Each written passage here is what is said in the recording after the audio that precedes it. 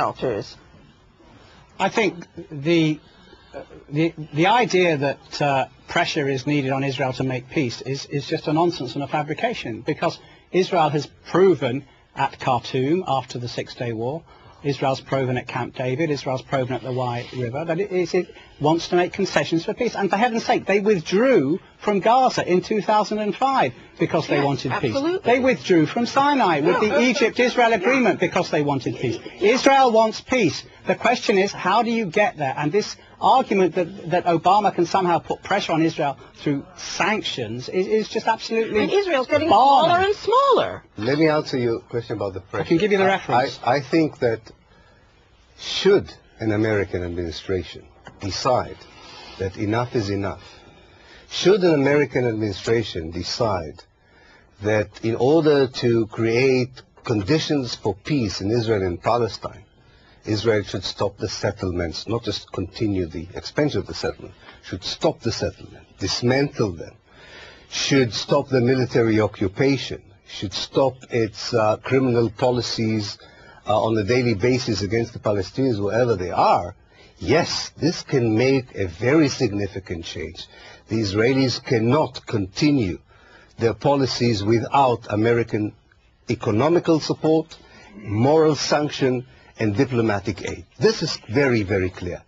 I'm afraid that contrary to what some optimistic persons among us have said just 2 minutes ago, President Obama is not that kind of person. I don't think he is willing to confront the Congress. Where Israel's power lies.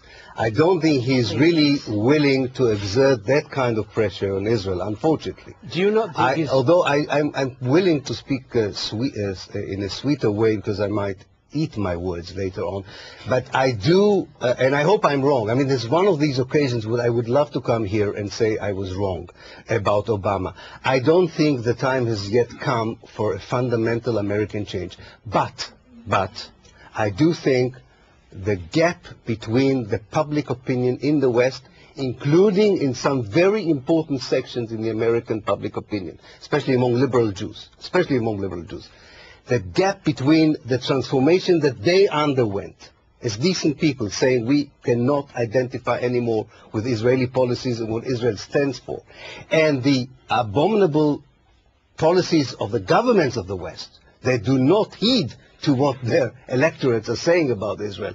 This gap is getting so wide that eventually it will be translated into different policies. Alas, quite a lot of bloodshed and a lot of earthquakes, political earthquakes. Where do you get this idea that Israel's power lies in Congress? 435 members. Oh, I tell you, Carol, I have a beautiful story for you.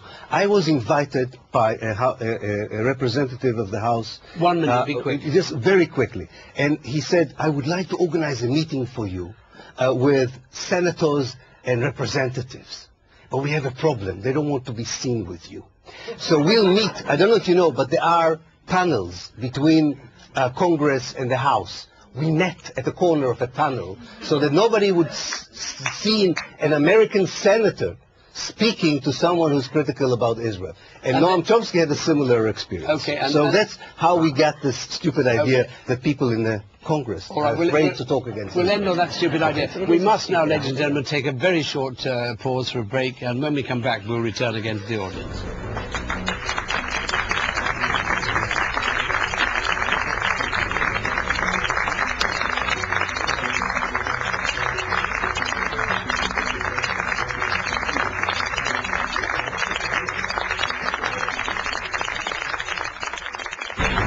Welcome back. Now I'm going to go straight to the audience, and there's a gentleman up there with glasses whose hand I saw first.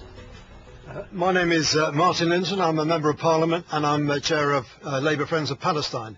And I want to come back to Jonathan Hoffman's remark that Israel has tried very hard to get a two-state solution.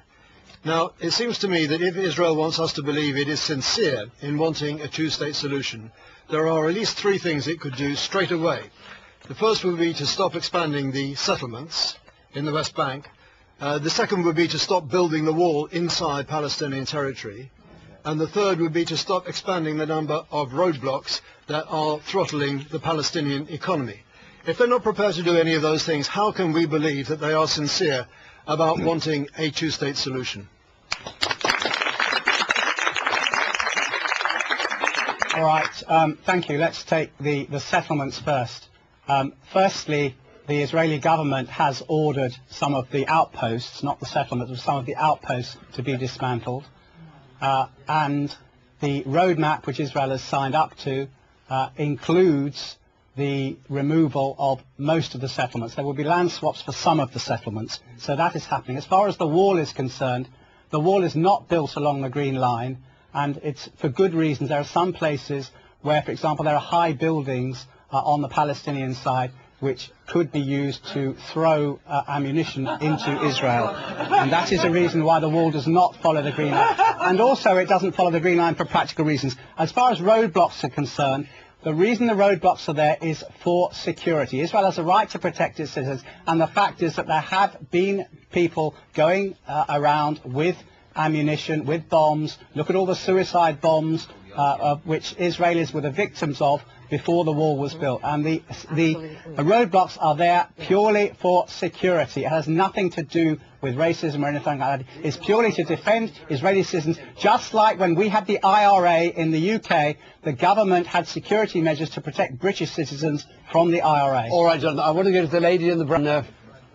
Yes, with the glasses. I'm Israeli.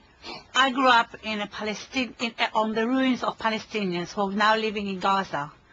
Not only there were ethnic cleansed, there were ethnic cleansed in 1948, and I feel guilty every day because my childhood was built on the ruins of these people, and it is outrageous that anybody would suggest anything. It's like Holocaust denial, this denial of the Nakba.